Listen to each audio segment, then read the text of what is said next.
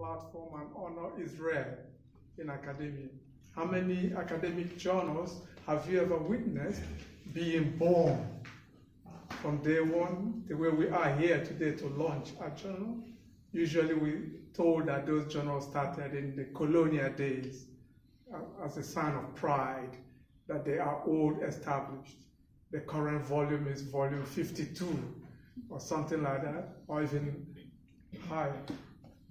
So it's a huge honor, not only for me to be here as a keynote speaker to launch the journal, but to hear my colleagues acknowledge the value of the work that I have done, modest contribution, but they say is foundational to the task of decolonizing criminology and criminal justice.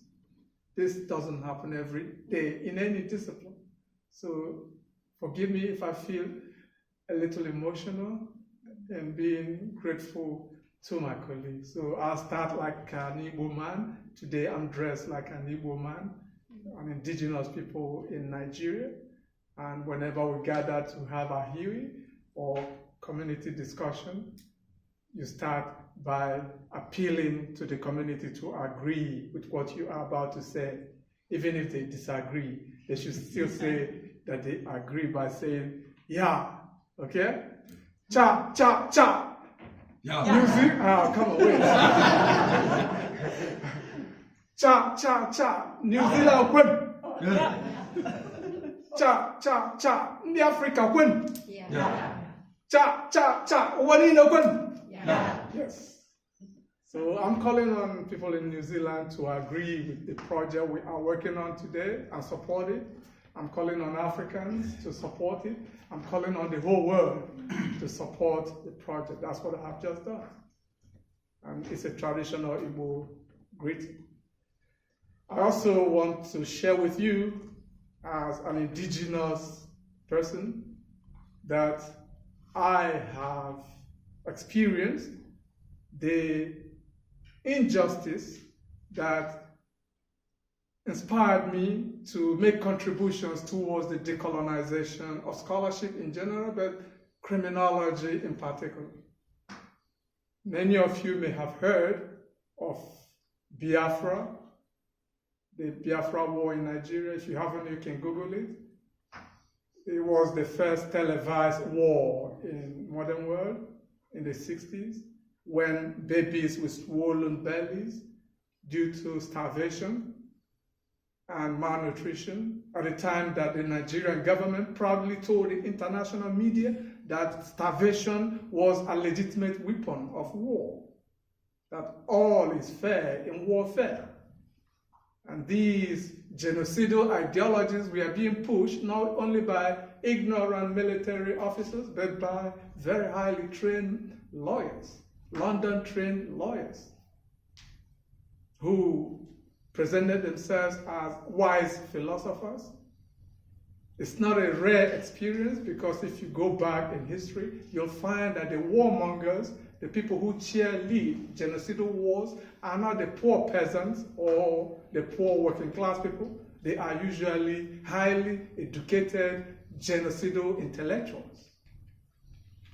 So that is a question to us as professors, as researchers, as people who are committed to a life of the mind. What are we doing wrong? That we are often the most enthusiastic supporters of genocide. The Rwanda genocide was led by intellectuals. Somebody called them the murderous African professors. There is nowhere there is genocide, even in Germany, all over the world, or the genocide that was committed against people, Maori people in New Zealand or Aboriginal Australians through disease, the Native Americans. These were led by intellectuals, trained by top universities. We have a huge task at our hands to ask ourselves how we teach, how we research, what are the things we value, that we are constantly being the ones who are leading genocide, rather than challenging, opposing, and decolonizing our disciplines in such a way that we will become part of the solution and not part of the problem of genocidal policies around the world. So as a little kid, 6-year-old, I had this experience of having Russian jets drop bombs on me, trying to kill me, and I'm running for my life. Until I stopped running and said, what is this all about? You nearly hit me. I was speaking to the pilot. Come back down, and I'll fight you, man to man. I'm not running again. I grew up that instant. But a lot of my fellow Igbo did not survive. 3.1 million people were killed in 30 months. Mainly with arms supplied by the Labour government in Britain, Labour government. Saying that they didn't care if it took 1 million lives to subdue the rebellious Igbo, mainly because the Igbo were the Igbo intellectuals were the ones who led the struggle for decolonization across West Africa. So the British had a grudge against them, and were very happy to provide the weapons that made it possible for the Nigerian army to expend more small arm fire in 30 months that was spent during the 5 years of World War II. So that's where I come as a survivor to meet here other survivors to say to you, happy survival. Because it was never intended that we would survive. The intention was to wipe out the Igbo so that they can steal the wealth, the oil wealth in Igbo land, just as the intention was to wipe out the Maori so that they can steal the land of the indigenous people in Australia, in the Americas, all over the world. But we did survive. And we are still surviving because the pressure is not completely off. The killing in Nigeria continues, extrajudicial killing of young people who simply want to wave a flag, the flag of Biafra, in commemoration of their loved ones who died in the war, who were killed in Biafra. Or they're demanding a referendum from the Nigerian government to let the Igbo and people in the southeast of Nigeria to decide whether they want to remain in Nigeria, where they are regarded as second-class citizens and are marginalized. What if they vote to be an autonomous region in Nigeria to restore or actualize the state of Biafra? The response of the government is to shoot them with live bullets, kill them, or disappear them. Even when they go to church to pray, to honor the dead, they are raided in the church by the police, shot, beaten up, and arrested. So the pressure continues. Amnesty International issued a report in 2016 to say that hundreds of people were being killed by their own government in 21st century, and the academics, the intellectuals, are not saying a word because they think that the Igbo deserve the genocidal policies being directed against them. If you have seen the movie Black Panther, I saw it the first day it opened, and I had to review it immediately and post it on my blog.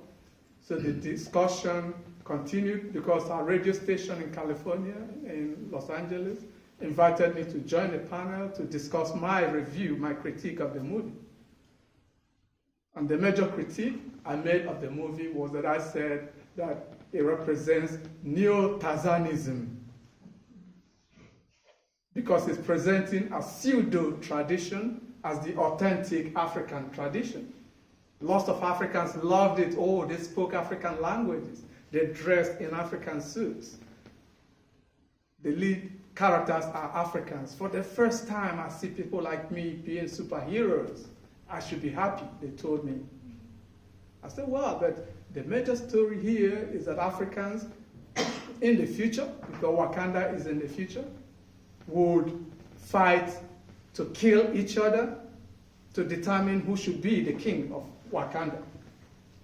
Why not have an election and let Africans choose who would be their president rather than a king for 4 years or 5 years? You people do so all over the world. Why should Africans be the ones who fight to the death over who should sit on the throne?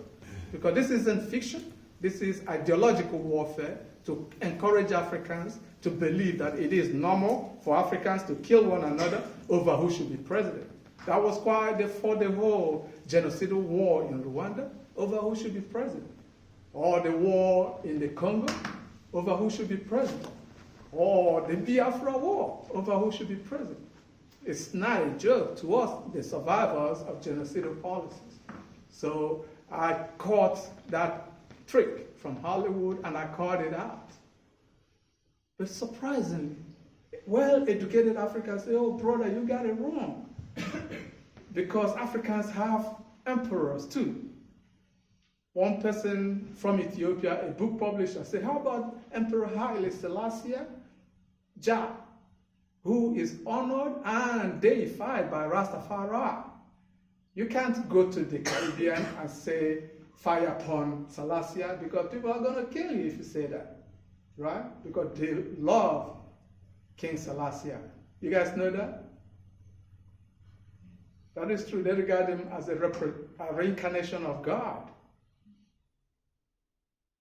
The director of the Pan-African Film Festival said that I'm citing Wole Soyinka, the 1986 Nobel Prize winner for literature, who said that certain tendencies in African literary criticism represented neo-Tazanism. So I invoked him in my critique of Black Panther. They said, but I can't do that, he said, because Wole Soyinka also wrote a play, Death and the King's Horseman. Are you familiar with that play? Okay, Death and the King's Horseman was a law case that took place in 1946 in Nigeria when a king died, and the tradition was to require the king's horseman to commit suicide and be buried with the king. That is a tradition. So the British colonial administrator said, no, you can't do that, that's barbaric. You can't force somebody to commit death. It's against the law. If you try it, I would have the police arrest you to stop it. But guess who was pleading for the colonial administration not to meddle with African tradition and allow the man to commit suicide because it's part of tradition? It wasn't the village peasants who never went to school. It was the most educated Africans who used their ability to speak the colonizers' language to perform, to show that we can speak English as well as a white man, but we want the white man to back off and let this man commit suicide in the play. So I don't know if that was also what happened in the court case, because people now read the play as an anti-colonial play because of the way that Soyinka used language beautifully, including pidgin language, pidgin English, to communicate that the play is subversive of colonialism. So today, last week, this debate is still going on the internet. Very highly educated Africans are saying to me that I misinterpreted the play, that Soyinka was a supporter of monarchism, that Soyinka would support the man to commit suicide. I said no. In the real 1946 case, the colonial administration was not able to stop the man from killing himself, or committing suicide. The man evaded them and committed suicide. But in the play, Soyinka makes sure he spared the life of the man. The man didn't commit suicide. Soyinka wrote such beautiful verse and gave to the man to justify why he should not kill himself. But today, even a professor in Harvard University is telling me you should stick with sociology. You don't understand the play at all. It's an anti-colonial play. I said, sure it is, but it is also anti-indigenous despotism. Soyinka would never support any tradition that requires the killing of Africans to honor any king or any politician. Why? How do I know that? Because Soyinka was the only Nigerian intellectual who was not Igbo, who opposed the genocide against the Igbo and tried to campaign to stop the genocide. As a result, he was arrested and detained in solitary confinement for the 30 months of the war. So when he came out from detention, that's when he published the play, Death and the King's Horseman, as a tragedy in 1975, only 5 years after the war was ended. So he was using the play, according to him, to examine the minds of African intellectuals. To say, what kind of education did you get that you wouldn't say a word when 3 million of your fellow human beings were being killed by your government? You were cheering them on. You were saying that starvation was a legitimate weapon of war, that they deserved to be killed. Why? And you call yourselves intellectual. What sort of intellectuals are you? So that was what he said he did in the play, but they pretended they don't understand that that's what he did. They thought he was just playing with words. I said, no. He's condemning genocide. He is saying that African intellectuals should be decolonized in their way, in their thinking, in their metaphysical minds, not to begin to support things like this just because they seem to be traditional. And if you think he was simply making it up, in 2007, a chief in Nigeria went to the World Court in The Hague to be a witness for Nigeria in a case between Nigeria and the Cameroons. They were fighting over millimeters of colonial boundaries. Cameroon said it belonged to them, Nigeria said it belonged to them, and they said, come to the World Court to settle it so you don't have to go to war. And this chief, the Obong of Calabar, went to the World Court to say that that portion of Cameroon is the same culture as a portion of Nigeria where he is king, Obong. They also have Obong in that part of Cameroon. And to show that the two cultures are the same, he told the World Court that Nigerian Obongs are buried with human heads. And the Cameroonian Obong is buried with human heads. Therefore, we have the same culture. What kind of argument is that? Who authorized that type of testimony as a support for Nigeria? Because if you were the judges at the International Court, you said, oh my, these guys are barbaric. We're not going to give them that territory. If they bury people with human heads, they can do it in their own village in Nigeria. We're not going to extend it to Cameroon. Maybe that's the argument Cameroon used to say, you see, we don't allow that in Cameroon. It's a crime. If you kill somebody and bury somebody with human head, you're going to go to jail. So the workers say, okay, Cameroon is your, you really own this land. These Nigerians wanted to rob you, right? So in other words, what I'm trying to say is that the task of decolonization is not simply a metaphor. It's not simply an academic exercise, as some people say.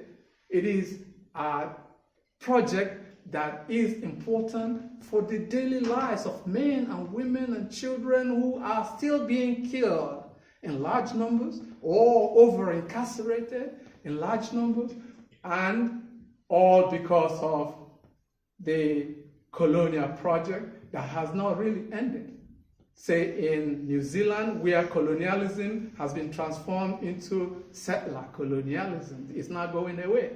As you can see in the map or the flag of New Zealand, the Union Jack is still sticking out there to tell you ain't no black in the Union Jack, as Paul Gilroy would put it.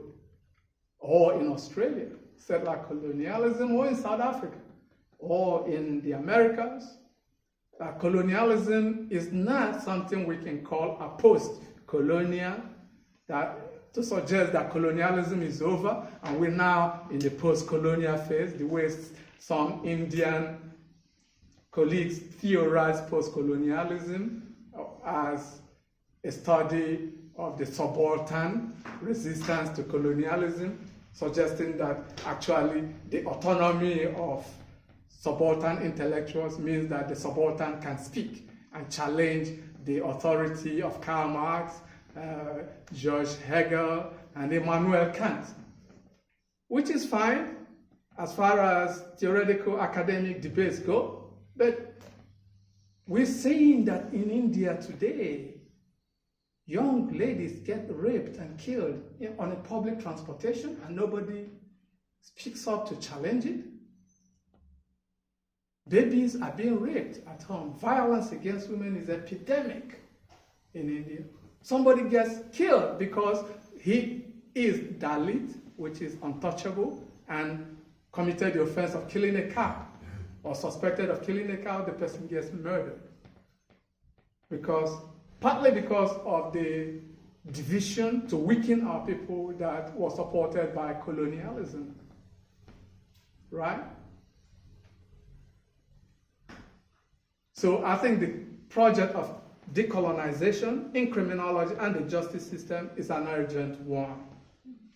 It is urgent because criminology has continued as the discipline that supported colonialism more closely than any other discipline. As a matter of fact, William told us earlier today and on Tuesday that decolonization of criminology might be impossible because unlike any other discipline in the university, it is the government that defines for us what is our subject matter. How can we even continue to use the colonial language and hope to be able to decolonize the disciplines entrenched by colonialism? So that's something I would like you to reflect upon, or maybe challenge us, or maybe suggest strategies for us to be able to pursue decolonization further, even though we're using the English language.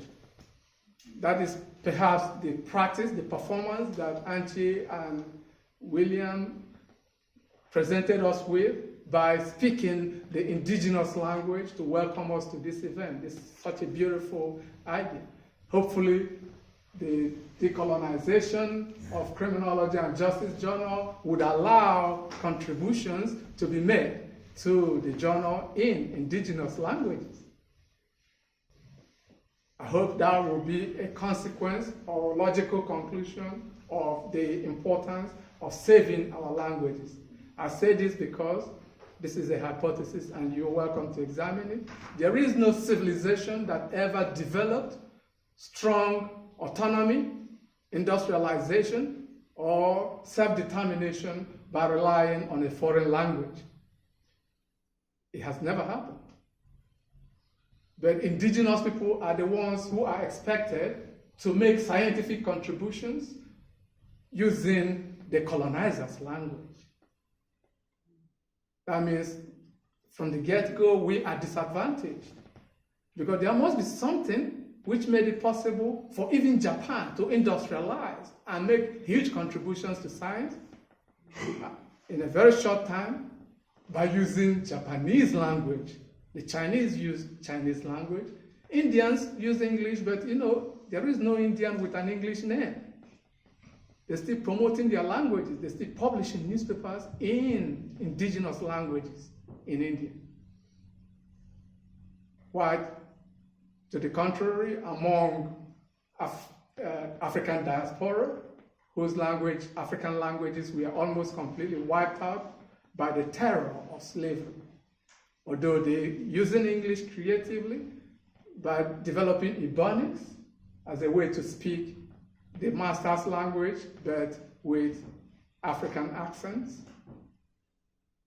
So that is probably a difficult situation for us to address, because for us to publish papers in indigenous languages, we will have to have people who are competent in those languages to be the peer reviewers. That we can have, but even when we publish it, how many people still have expertise in their own mother tongues who would be able to read it? So when we publish papers in indigenous languages, they may have to be accompanied, I'm afraid, by translations. I hope we can get around that. I'm saying this because the first time I wrote a paper in Igbo language and submitted it to the Igbo Studies Review, they rejected it and said the policy of the journal is that every paper must be written in English. I said, well, change this policy. This is Igbo Studies Review. They said, no, the reason why we put the policy is so we can have peer review. A lot of Igbo intellectuals can't read Igbo, so they can't review my paper. Therefore, sorry, you have to translate it into English before we publish it.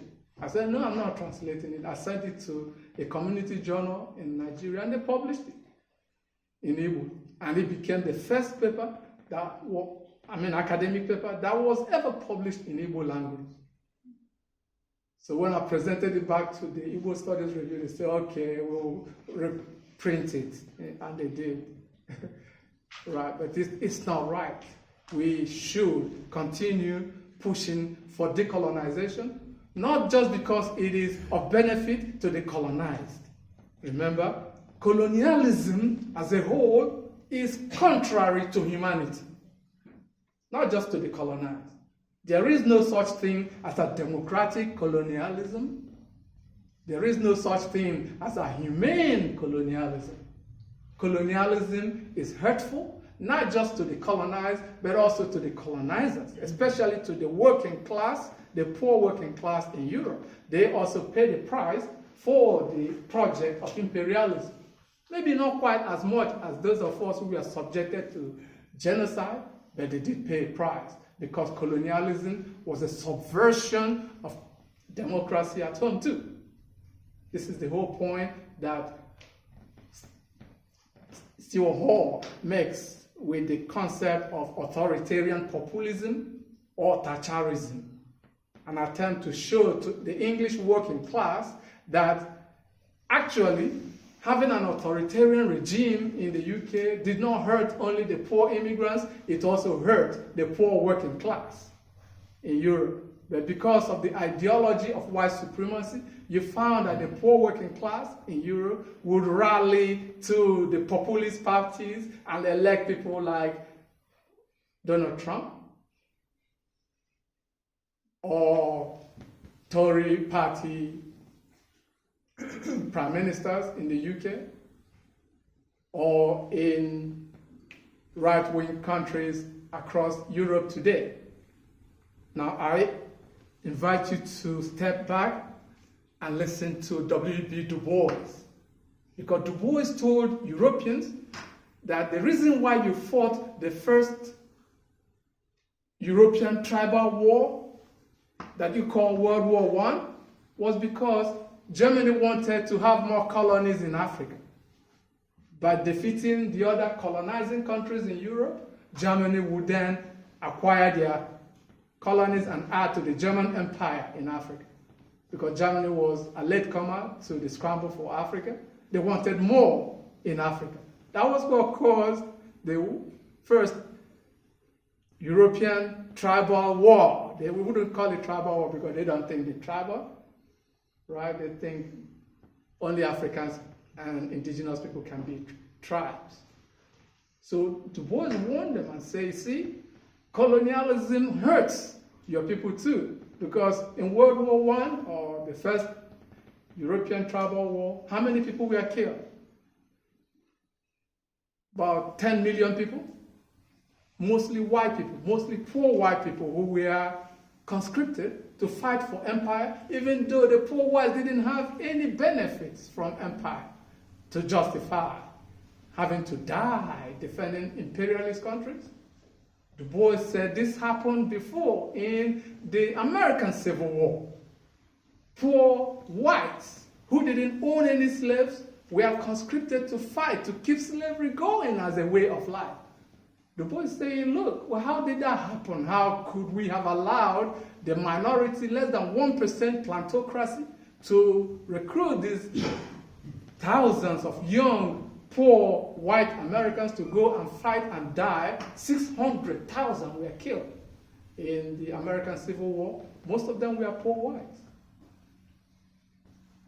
What if all those poor whites had united with the enslaved Africans to give the middle finger salute to the plantocracy, to say, we are not supporters of slavery. If you want to fight for slavery, go fight by yourself. We're not fighting for you.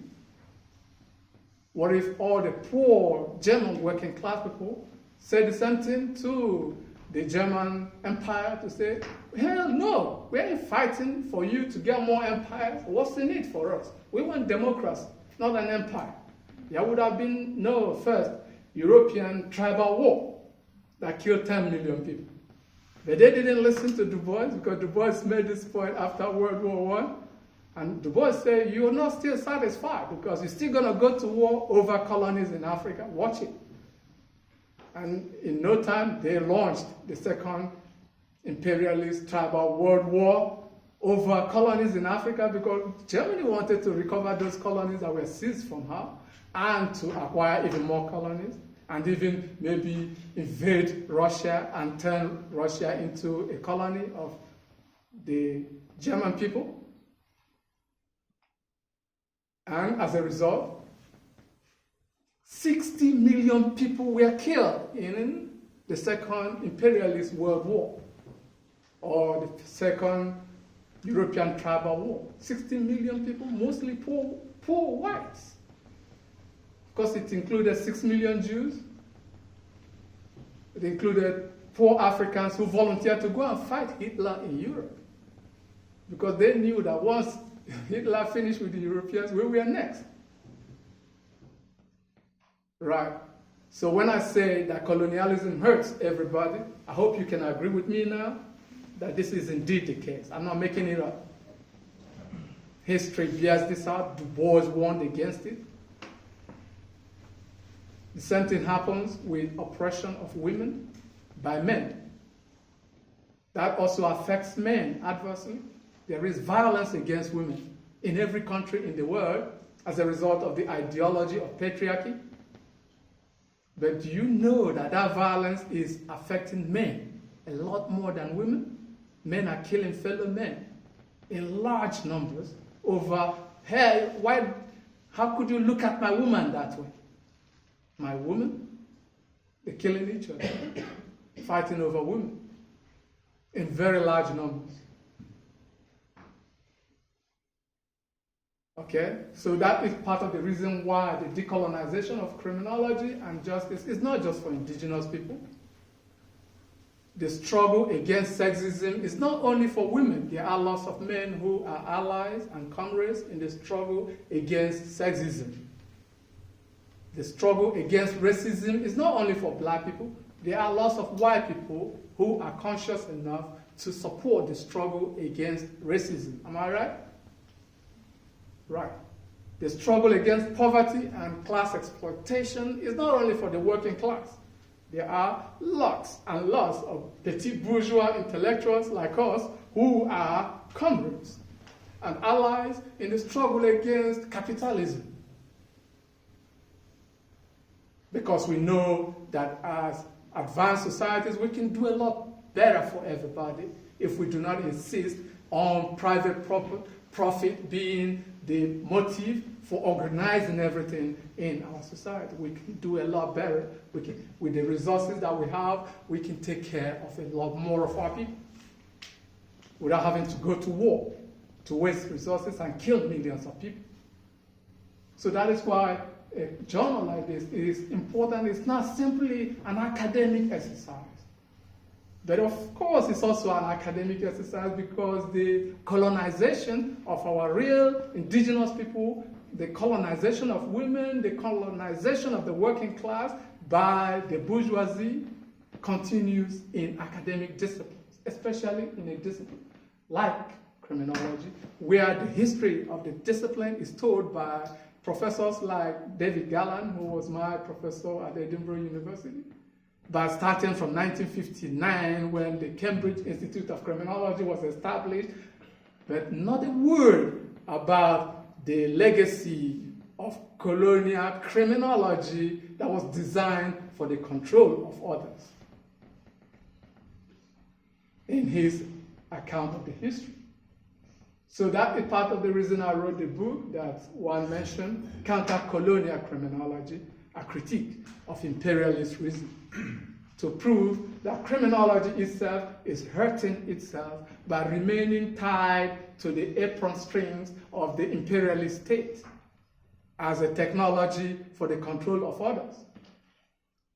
If criminology were decolonized and not simply a tool for imperialism, criminology would have developed faster to other locations like the former colonized countries around the world who have almost completely rejected the need to set up criminology, maybe because we don't have the ambition to travel 6,000 miles to conquer and colonize other people. Therefore, we don't need the technologies of control freak criminology. So that is changing because people like Juan and Anche and Kitosa and Tasha and the members of the editorial board realize that the story I told in that book, which is an Igbo story, is a valid lesson to us criminologists. In the animal kingdom, once upon a time, according to Chinua Achebe, the animals got together to say, let's have a discussion, because human beings are terrorists. They're always trying to kill us, and kill even our babies, and even our eggs. They steal our eggs to make their breakfast. What's wrong with human beings? They're terrorists. Let us have a meeting, a Huey, to determine how to respond to human terrorism, the animal kingdom said. So everybody has to go to this meeting. But on the way to the meeting, they met Chicken, walking in the opposite direction. They said, Chicken, didn't you hear there is a general meeting of all the animals to decide what to do about human terrorism? Which is the way the Igbo still run their society. We don't believe in chiefs. We believe all heads are equal. And when we need to take a decision, we come together and we vote, and the majority carries the vote. But the British said that's because we are headless people, or what their anthropologists call acephalous societies. That to civilize us, they had to appoint chiefs for us. And once they did, Igbo women declared war against those chiefs in 1929 and sacked them and forced the British to agree not to appoint chiefs for the Igbo. It's not our way. We prefer democracy. So the chicken said to the other animals, I know about the meeting, but I have an urgent matter of the belly to attend to. But let me vote that whatever decision you take at the meeting, I'm in support of it. So don't worry about me. So the other animals said, okay. And then they got to this gathering, and somebody said, instead of all the animals being terrorized by human beings, why don't we volunteer one animal and give to the human beings to say, anytime you want to make animal sacrifices, you can use this particular animal. They say, oh yeah, who's going to volunteer? And the tortoise said, but somebody has already volunteered. The chicken said, whatever decision we take, that he is in support. So let's give the chicken to human beings as their sacrificial offering, so that they can then spare the rest of us.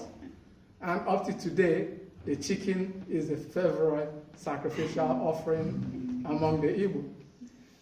What is the moral of the lesson? If you're not there when something is being discussed and decisions are taken, then you will become the sacrificial object who will be offered for mass incarceration, for police brutality, for capital punishment, and what have you. So we need to be at the table, even in a discipline like criminology, and struggle to decolonize it for the benefit of all, not just for indigenous people, because colonialism is a threat to all human beings. White supremacy is a threat to all human beings. Patriarchal masculinity is a threat to all human beings. Capitalism is a threat to all human beings, not just to the poor. That is more open to debate, and I will welcome your challenges. Let's have that debate, but let us continue pushing to make colonialism to make criminology more democratic by pushing to end sexism, to end racism, to end class exploitation, even within criminology, where most of the criminologists are of European descent. And when indigenous people write, or even European scholars write, to defend the rights of indigenous people to live and to be treated with dignity in the modern world, their journals will reject our articles and say, we don't publish that kind of stuff. It will not fit into our journal. As a matter of fact, when Juan and Kunin wrote Indigenous Criminology. If you read the preface by the series editor in that book, they said that they were advised not to publish it because we don't need another new type of criminology to be named. We have enough names in criminology. The two white men in Britain told the publishers in Britain, don't reject it. No argument about the statistical analysis showing that indigenous Australians were a small proportion of the population, but they made up 27% of the prisoners. They are the most incarcerated group of people on earth. Now, when you hear that, you say, oh my, the indigenous people are incarcerated at the rate of 2,000 per 100,000 of the population, which is pretty high, the highest in the world. But pause to think about it. If 27% of the prisoners in Australia are indigenous people, who makes up the 73% left? Poor white folks. Poor white folks. If poor white folks knew that in Australia, they'll be up in arms supporting indigenous rights because white supremacy is a threat to all. In the US, there is a movement called Black Lives Matter. But this is opposed by poor whites, and they say, why should Black Lives Matter? Why not say all lives matter? Well, we cannot say all lives matter if Black lives don't matter. Black lives matter, otherwise, not all lives matter. But even in that campaign against police brutality, because the police kill a lot of unarmed black people, men and women, a lot, every year. But did you know that for every black person killed by the police in the US, the police kill 2.5 other white people? Do you understand what I just said? The police kill 2.5, I don't know what a 0.5% looks like. It's just statistics, right? Okay, 2.5 white people are killed for every black person killed by the police in the US. The poor whites don't know that. If they did, in the US, they will be rallying in support of Black Lives Matter and make sure that the police do not have the power or the training to encourage them to shoot to kill unarmed civilians. They should make an arrest. So let me leave it at that point by inviting you to reflect on what I just said, that decolonization is to the benefit of the whole world, not just to indigenous people. Nobody likes to be colonized. If anybody likes to be colonized, well, let them go and beg European countries to colonize them. We never beg. There is no such thing as colonization by invitation, right? We only made a mistake when we saw white people who were lost. They said they discovered us. No, we discovered you. You were lost. You didn't even know where you were going. You thought you were going to the east. But you went west, Columbus, and you got discovered by the indigenous people who took pity on you. You were almost dying of thirst and hunger. They fed you. And you said, oh, I discovered you guys. And now you are my what? Empire? That doesn't make sense. I want to end by addressing some concern that young scholars may have about becoming scholar activists pushing for decolonization. Some of you are afraid that if you say that you support decolonization, nobody will give you a job. You're going to starve. You're never going to be able to pay for Kate and Harry wedding that cost $47 million, guys. Right? So I want to reassure you young people who have such concerns not to worry, because there is no critical criminologist who supports decolonization who is out of a job. Now what? People are begging them to come and offer this fresh perspective. Critical thinking is what we emphasize in every university discipline. And so if you're able to practice it, you know what's going to happen? You will make original contributions to knowledge, which means you will stand out from the crowd You will be given awards, no, maybe not awards, we don't get awards, we don't get grants, but you're going to write original books that people will never be able to ignore. Your name will be made among the leaders in your discipline. On the other hand, if you choose to play safe and follow the crowd, you are guaranteeing that you will never make a name in your discipline, whatever your discipline is. The people who make names are the ones who contribute original knowledge. Right? So decolonization discourse offers you an opportunity to do so. And luckily for you, although decolonization discourse is a revolutionary discourse, it is not a revolution that is carried out with bombs and guns, storming the barricades. As criminologists, our most revolutionary acts are performed on paper, writing, publishing. The pen is mightier than the sword, but don't be afraid. Fidel Castro and Che Guevara emphasize that revolution will always be a violent process.